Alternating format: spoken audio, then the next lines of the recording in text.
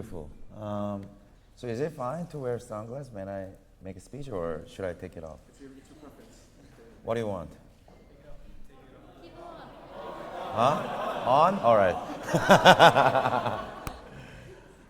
All right. So first of all, before I say it's an honor, it's weird to be here to make a speech at the OxfordUnion because, I've been in London like 4 months ago for traveling, and I spent like very, peaceful time.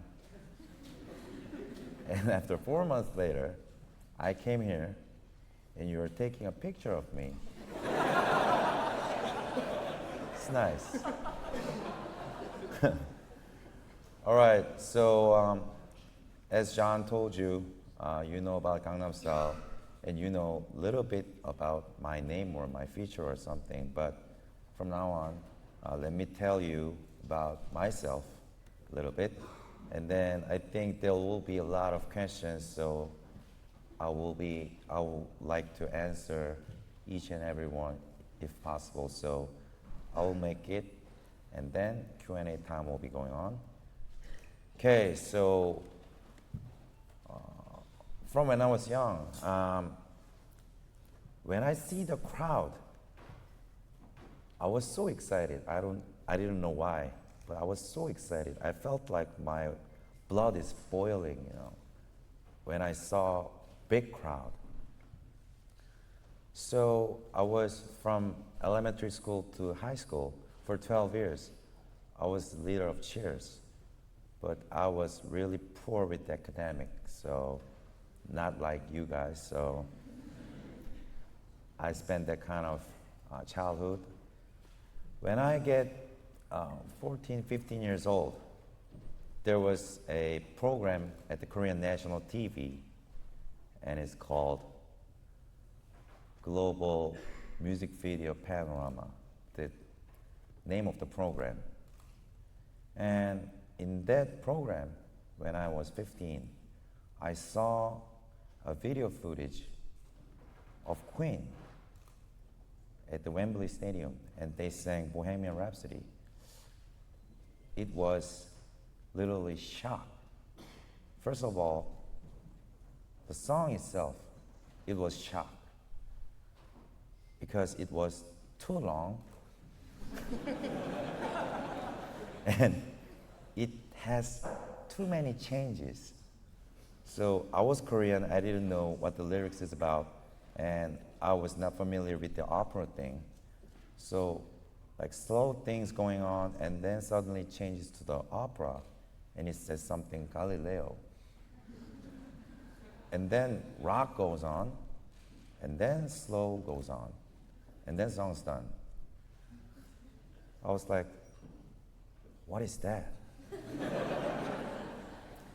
And he sat on the piano, grand piano, without anything at his upper body. So, and as I told you, I was, excited about crowd. And that video footage, it was like humongous crowd there. And they are literally obeying to Freddie Mercury. So I was like, wow. Music-wise and scene-wise, attitude-wise, everything was so shocked. Actually, after I saw that, for 1 year, I didn't listen to the music because it was so shocked and a little bit of scary. So after 1 year, I kind of, looked for their music, and until now, I'm a very huge fan of theirs. After graduating high school, I went to the United States for college, and I spent 4 years there. And at that time, it was year of 96 to 99, and at that time, all around the world, it was all about hip-hop at that time. So I got fully influenced with the hip-hop. And at that time, for the first time of my life, I had a dream, and which was a composer. So I tried to be a composer. So I first entered Boston University in Boston, and I quit the school. And with the tuition, I bought a lot of things. No, creative things, like such as computer. Computers create things, and media and stuff. But still, tuition was too much, so I hanged out a little bit, and I started to compose a song. And the next year, I transferred to the school called Berklee College of Music. But still, I didn't attend the school at that time because what I thought was, I was really young at that time, so what I thought was, I cannot learn any creation from other people. That's what I thought at that time. I gotta learn by myself about creation. That's what I thought at that time. So until now, still, when I compose a song, it's like a puzzle because I don't know any harmonics or anything logical, so it's really hard. So I sort of regret right now, but still, create-wise, I don't regret because, I think to be creative, sometimes academic things interrupt your creation. That's what I thought.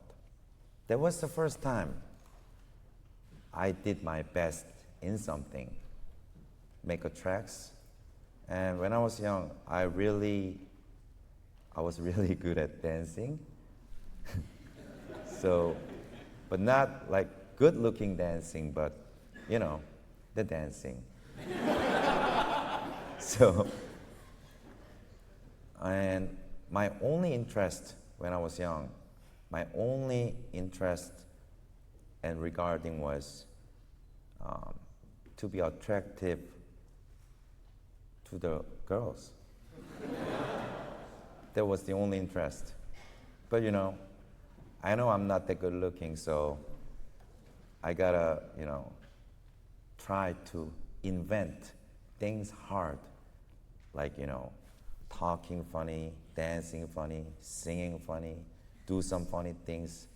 I think laughing and smiling can beat handsome guys. That's what I thought. So I tried that kind of thing for a long time. And in the college, as I told you, I dreamed about to be a composer, and I wrote like 100 songs in a year. In that period, I was like never step outside for a year, like only 2-3 times just for, fuel, gas or something. So really focused on making a tracks at that time. And it was just for my interest, and so it was just for me, because I want some beats so that me and my friend can dance by myself. That was the first interest. And to listen that, and make the songs. And on the vacation, I went back to Korea and I made a demo CD with the 50 tracks in it. And I visited like 50 entertainment companies, and I passed it. And my name is Jason Park, and I'm Park, and this is my demo CD. I'm a new composer. If you like it, you can buy it, and it's negotiable, so please try it. But for 2 years after that, none of my songs are sold. So I was like, what should I do from now? Because I spent like more than 3 years to be a composer, but I cannot sell any. So what should I do next? So usually, how old are you guys? How old are you? Average? 21, 22? All of you? Because someone doesn't look like so. Okay. So I was 23, and I gotta make a decision at that time. So what should I do next? So go on to be a composer, or should I change, or what? I gotta make a decision at that time, because I have a father and who is really conservative and strict,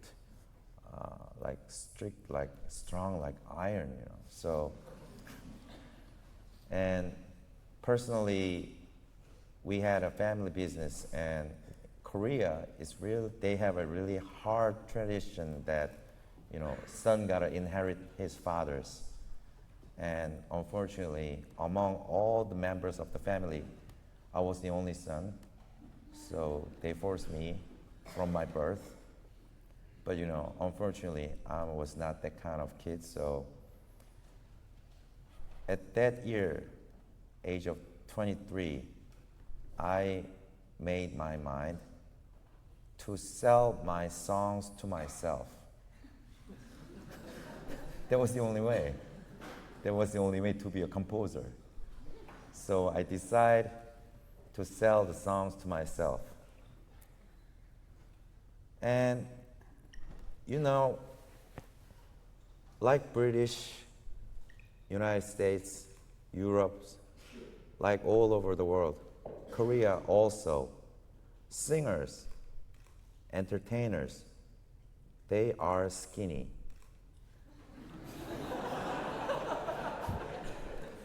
And they look good, handsome, and even they are guys, but they are pretty.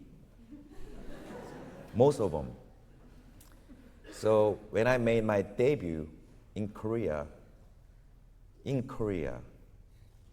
it was like disaster. People were like, people didn't say, who is that? People said that, what is that?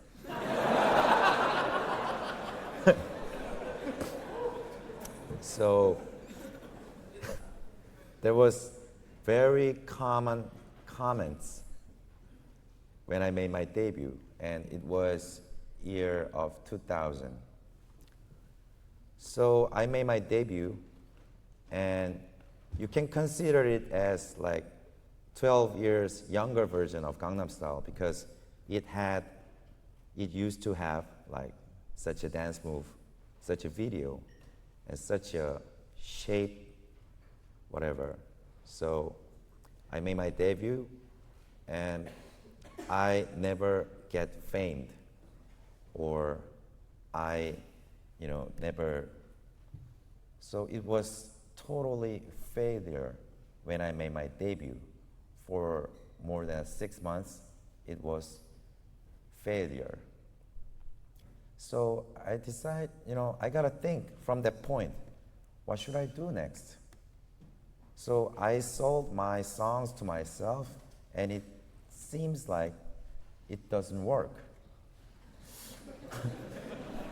So what should I do next? So quit and then to be a composer one more time, or quit the whole thing and go back to, like business school or something? It was like really confusion, and it was like really confusing period. And I decided to do whatever I could, whatever it took. So in Korea, there's like national TV building, and there's like some certain floor that all the producers and directors it's their office. It was their office. It was some certain floor of the building, and they were all at the work. And I just went there, and there was like long hallway, and I started to dance at the office. And I yelled, "Look at me." It was really funny, hilarious situation, but I don't know why, but they got frightened. Like, they, they literally called, security and, get that guy out of here. And, I was like, hey, see my dance. Like, I literally danced everything. And one of the producers saw me and, wow, what is the move? Wow, I've never seen that kind of move. What is that? Can you do it one more time? And I did it. And he said, oh, can you be on my show? So that was my first appearance at the national TV in Korea. So I made my first national TV appearance like that. And I was on TV, and like a lot of viewers saw the dance. And at that time, I wear like same kind of things like I wear today. But I have like kind of fat arms, so the shirt inside was with the no arms, so that if I wear the jacket, if I can feel comfortable dancing. So, and stylists didn't think that I took off my jacket. So for the convenient purpose, my shirt didn't have arms inside. So like this jacket, and I was on the TV, and I did some kind of dance. But in the meanwhile, I felt really a lot of heat in the studio. So I took off the jacket at the live performance on the national TV, and that was my first appearance. I didn't do it on purpose. I was so hot. So I took off the jacket, and they saw white classy shirt without arm. Without arm, and they saw my skin of arms, and that was their first time. Korea's really strict country, so that was the first time arms coming in at the TV. But worst thing was they saw the arms without muscle. So that was my first appearance, but it worked. It worked. So I told you I have fully respect with the Queen. So I learned something that about Freddie Mercury mentioned before on his BBC documentary, and what he said was, you know the Queen, right? Yeah, and I'm sorry, I'm older than you guys. I'm sorry. So they wear some wardrobes look like some opera lady, like with the arms like this, and they manicured and pedicured and masquerade too much with like very long hair. And after 10 years they are doing that, they had an interview at the BBC, and what Freddie Mercury said was, it looked ridiculous, but it worked then. That comment was like motto of mine too. So I didn't take off my jacket on purpose, but it worked somehow. So, which means, so at the hallway of the national TV to the no-arm shirts, I think at that time, I literally did whatever it took. So that was my first appearance. From that point, but even if I make a TV appearance, that doesn't mean I'm famous, or that doesn't mean I'm popular. Still, people doesn't seem they like me. So what I did was, in that period, year of 2000 in Korea, there were like so many boy bands, and like 5 of them, 6 of them, 4 of them, like 8 of them, and they are so pretty and skinny, and they dance like robot all at the same time, and like without any breath, they were like chuk chuk chuk chuk, like, you know, so intensive. So, and what I danced, and people saw it, and what they thought was, I think we can do it. We can do Psy dance, just like you're doing horse dance these days. So that kind of thing. So what I thought was, I can provide them participation instead of exhibition. That's what I thought. So, you know, good-looking guys can do as an exhibition, and my kind of looking guy can offer participation. So that kind of thing happened 12 years ago, and I did kind of well in Korea. But you know, I had some bad things too in my career. If we have Koreans in the building, they might know. So Korea's really conservative and strict, and they have really high expectation, moral expectation to the artist.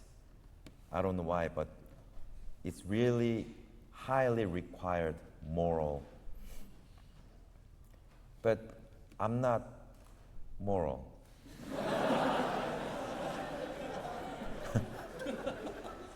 So I think that's not an artist. You know, it's like politician or something, you know, they gotta be moral, but artists, you know, we are just, I think artists on the stage,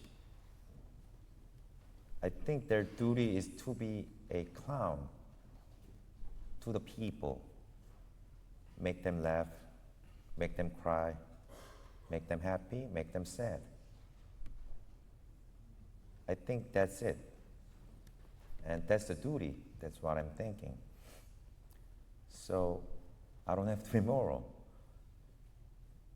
But this kind of, you know, philosophy is not suitable for Korean artists. So I've done a lot of mistakes and a lot of accidents in Korea. So I cannot tell you that detail, but it was really terrible. And you know, in Korea, if they are related in some bad occasions or bad accident or bad behavior, bad attitude, if they made some mistake, it's really hard to get over it. But you know, I don't know why, but fortunately, people in Korea don't have that much expectation about Psy's moral. So I got forgiven like 2-3 times, and then I made like 5 albums in last 10 years. So, and it was 2011 that I thought about my 6th album. So after 10 years, I became like, in Korea, I was not that hot icon, but I was really one of the biggest concert guy. So you can think it as like, for example, what is it? Maybe Robbie Williams or something? Yeah, I think. So my concert was really huge in Korea, one of the biggest. But I was not that like hot like One Direction or something. So last year, what I thought was, I gotta make this sixth album. I gotta go back to the first place when I debuted with funny move, funny song, funny dance, so that people can laugh. Because all over the world, it's economics really horrible right now, and Korea as well was really horrible these days. So what I thought was, as a 12-year-old artist, that was part of my job, to just make fun by music, by dance, by video. So I try to make a song. Honestly, I tried my best to be as ridiculous as possible. And finally I got the song, and it's a song called Gangnam Style. So it was single of my sixth album. When I found out the song, and you saw the dance move, it's called horse riding dance. And last 12 years, I used to have, so this was my sixth album, and which means I used to have 5 more dance moves before in Korea.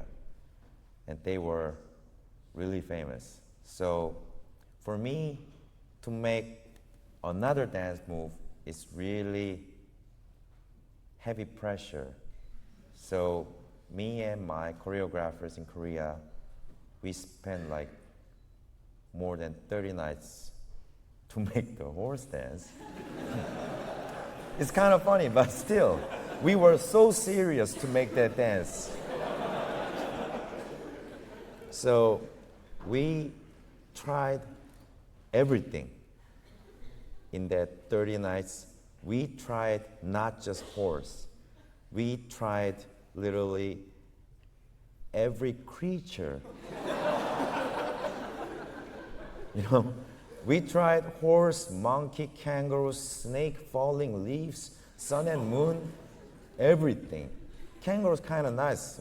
We hopped. It was kind of nice, but it doesn't, that energetic. So we moved on, and we found a horse. So I released the song and video on 2012, July 15th. And I uploaded this music video on the YouTube just for Korean users. Some Koreans use the YouTube too, so I uploaded for them. And after 10-15 days later of uploading, I am really a huge fan of Robbie Williams, but I don't know why, but Robbie Williams uploaded my video at his blog, and he said something, I cannot remember the details, but he said to his fans, when you get tired or something, watch this. So in that kind of things happen again and again and again. So a lot of pop stars, a lot of celebrities all over the world, they started tweet my video on their Twitters. Each and every celebrity has huge followers, and the followers came to the video, and they started make a discussion about what is this guy. So what I heard from people at my company is someday, it was July 20-something, after 10 several days after releasing, people at my company told me that I think something's going on. And what is going on? So at the YouTube comments, there's like some other languages. So what do you mean other languages? There are not just Korean languages. There are like English but you know, Korean can use English too. So, and there's some Korean Americans a lot. So English, but you know, when I came into the comments and I saw like literally like 6, 7 countries' language I cannot even read. There was French and there was South American and there was like a lot of languages on comments. And Asian languages, they have a fighting about my nationality. Is he Korean, Chinese, Japanese? So I was like, honestly, what I said was at that time, WTF. You know? What is going on here? What is going on here? And they started make a report about me, such as CNN, such as BBC, such as, you know. So I was like, what's going on, what's going on? And after that, I got phone call, and fortunately, I spent my college life in the United States, so I could speak a little bit English. And someone called me, and he said, hey, are you Psy? And this was real-time phone call, and I was, yes, who are you? And he said, my name is Scooter Brown, and I'm Justin Bieber's manager. I thought he got the wrong number or some sort of spam call, you know. So really, why? I don't know why Justin Bieber's manager gave me a phone call. So he said, I'm a Justin Bieber's manager, so I want to work with you. And what I told him at the first place was, hey, if you're Justin Bieber's manager, I'm a Justin Bieber. What are you talking about? So that was our first conversation. And so I asked him, prove yourself. If you are Justin Bieber's manager, prove yourself. So he sent me some pictures on email with Bieber. So with that proofs, I called him. First of all, I apologize. And then he invited me to Los Angeles, so I fly to Los Angeles. And at that plane, it takes 10 hours from Korea to Los Angeles. In that 10 hours, I thought too much. I thought a lot of things. Why I'm here, why I'm flying, why Bieber's manager called me, why I'm going there, and what should I do next? Like 13, 14 years ago, failure composer, what should I do next? And I thought about, there was like a lot of challenges, a lot of Asian challenges to the Western music market. There was a lot of challenges before. And it was not easy. It didn't seem that easy. So I thought about the reason why we cannot enjoy with them, why we cannot use our music with them, why not? And what I thought was, maybe, so a lot of Asians knock the door to the Western music market. They are really try to pretend they are from West. But we are not from West. I'm from East. I'm from Korea. And what I thought was, all right, I'm not an American, I'm not a British, so I'm not going to pretend like that. I'm going to be a Korean. So the first thing I decided was I'm not going to change the lyrics. That was my first decision. Because if I use English, you can understand, but I think it's not that interesting. Because you already have too many fabulous artists who's using English, and they speak better than I am.